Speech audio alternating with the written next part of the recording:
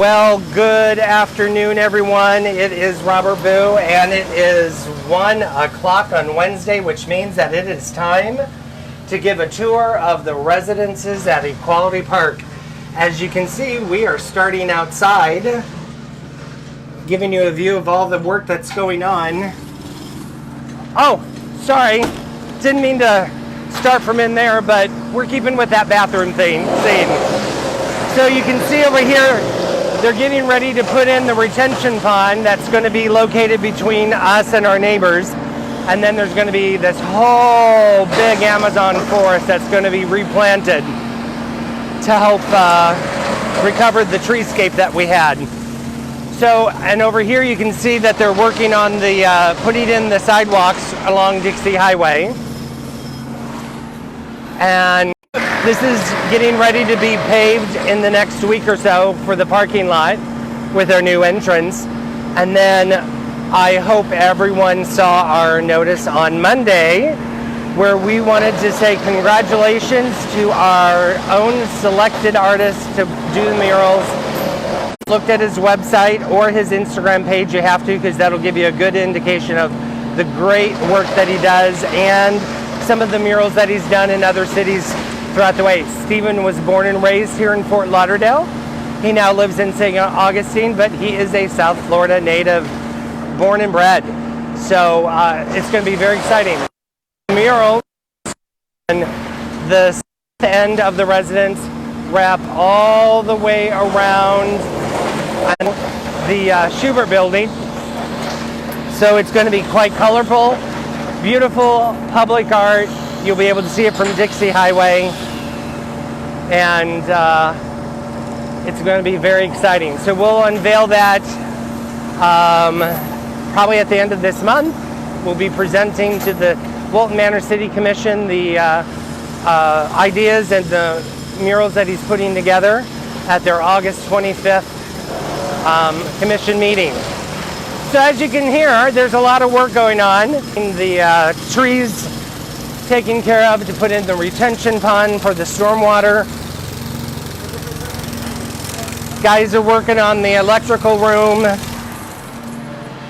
We're gonna go in here, and as you can see, they are prepping the walls, putting the primer on the drywall. This is going to be the gym that will be accessible only to the residents. So for you lucky individuals who are getting selected to live here and qualify, this will be your gym. Of course, I'll be here every day working out with you. And then down the hallway, you can see that they're putting the ceiling grid in for the drop ceiling. And then this room is going to be the computer and library space for the residents only, but they'll have their own workstations for computers and a place for books to read. It's going to have a great view. You can't see it right now because the windows are covered for the painting that they're doing, but it's going to be a great view over Dixie Highway. We're going to make our way down the hallway. They've been doing lots and lots of work in here. And so now we are going to go into the office space that will be occupied by Crossroads, who's the management company that is under the umbrella of Carrefour. So this is one of their offices. They'll have a property manager on site. Can't remember what this is. Another office space for the management company to meet with residents. And then there's a reception area for Crossroads, who will be managing for us and Carrefour. So let's walk into the grand entrance coming in off of Dixie Highway.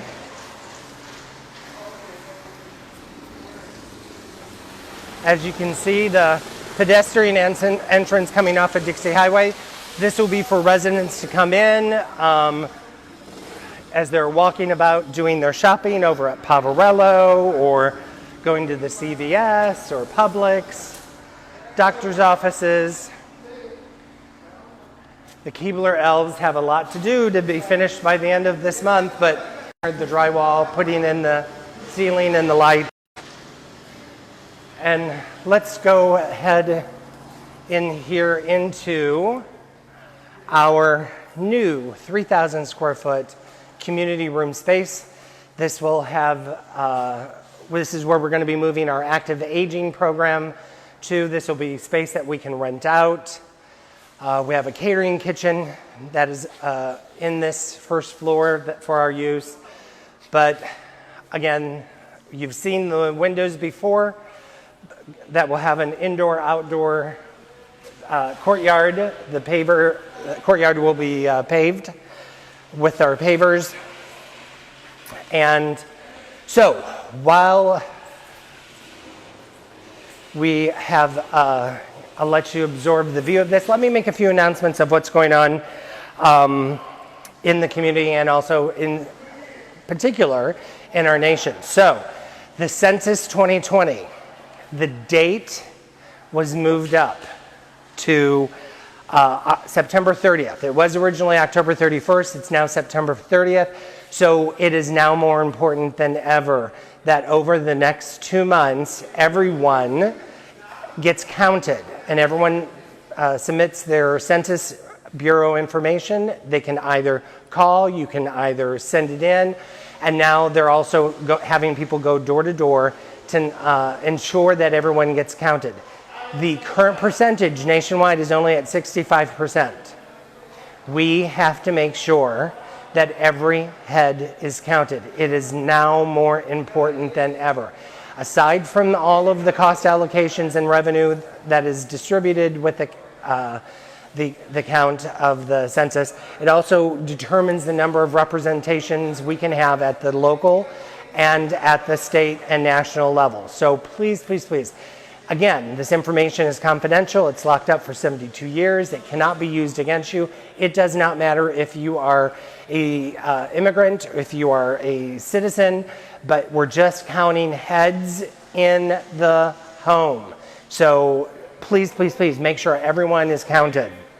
Also, during this pandemic, there are a few sleazebags that are out there trying to scam people for money. And one such person has been contacting individuals in our community as well as in other states, talking about the flea market that is coming back in October here at the center, asking for money. So don't fall for that ploy. Samantha McCoy, our customer service coordinator, is in charge of our flea market. So she will be notifying everyone when we are ready to start at the flea market again. But the Pride Center is not open at this time. So we are not doing a flea market. We are not having the public inside the building. But we will be doing plenty of announcements when we are able to safely come together in the community, and whether that's indoor on our campus or inside any of our buildings here on the campus, we will let you know. But do not send anyone money for the flea market because that date has not been set. If you are experiencing food insecurity, tomorrow, Thursday, every Thursday at Mills Pond, the 3 cities come together for food distribution: Oakland Park, Wilton Manors, and Fort Lauderdale at Mills Pond starting at 9 a.m. So please, please, please feel free. Do not be ashamed if you are having any food insecurities. Get out the vote. So, as you may have seen, I mailed in my ballot earlier this week. My mail-in ballot, absentee ballot, they're one and the same. There's not a difference between the two, absentee or mail-in. Doesn't matter what state you live in, it's all secure. State of Florida has been deemed as a safe state, but every state in the United States has a proper mail-in process, and so do not put yourself at risk so you can vote. Request a mail-in ballot, but the deadline to request one for November is coming up. So if you do not feel comfortable voting in person, request a mail-in or absentee ballot. They are one and the same. There is no difference. So here at the center, we in the past have been helping to support our restaurants in the past by doing Dining with Pride. Well, during the pandemic, we've now switched gears and we're doing a takeout with Pride. And so our first partnership that we are doing is Wednesday, August 19th from 10:30 to 9 p.m. at Just Salad. So all you need to do is go in there and say, I'm here to support the center for the takeout at Just Salad. It's over on Federal Highway by Chipotle and Payway. So right in that, I think Michael's is in that shopping center. Also, on August 6th, the Transgender Health Disparities and Panel Discussion is going on from 1 to 2:30, and this is in collaboration with FAU. But our own Tatiana Williams is going to be participating on that panel. So this is a great opportunity for you to hear from Tatiana all of the transgender health disparities that are going on in the county and nationwide. And then on August 11th, there is a virtual immigration clinic for Broward LGBTQ community. So this is going to be on Tuesday, August 11th from 5 to 6 p.m. And if you are in need of any immigration legal advice, please attend this. It is being put on by Legal Aid Broward County, Rainbow Justice Broward Human Rights Initiative, and Coast to Coast Legal Aid.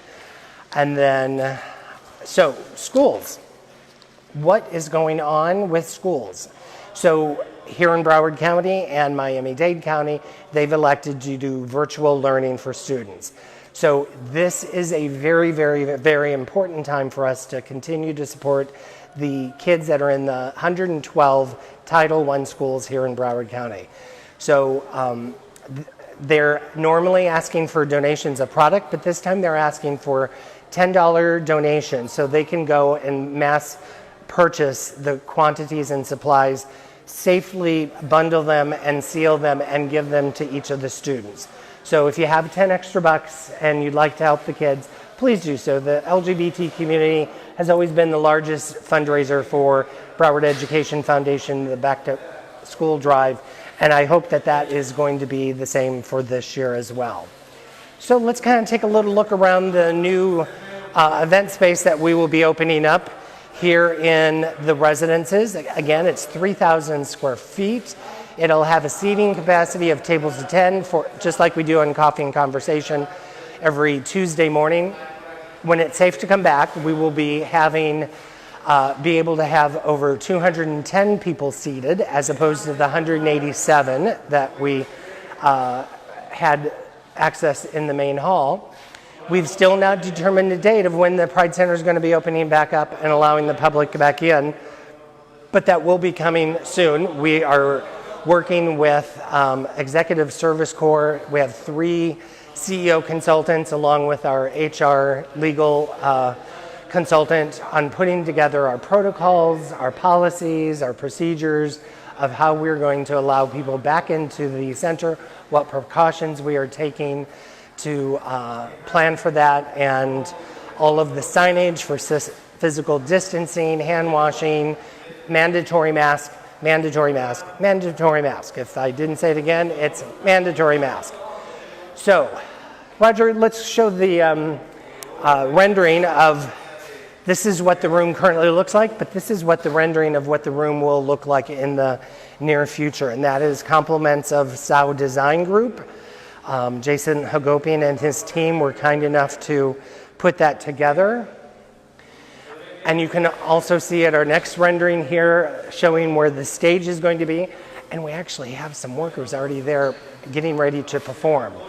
So let's see if they will sing and dance just like the rendering shows. Nope, I guess not today. But anyways, so this is where the stage will be. We have planned ahead and to ensure that the sound system going in here and the monitors will be placed strategically on all of the columns here and in other locations, so it doesn't matter where you are sitting, you'll be able to see what's going on, and also we will be having speakers up in the ceiling as opposed to our current main hall where we have the two large speakers at the front of the room. So if you were sitting in the front, you always had to kind of plug your ears because you were getting blasted.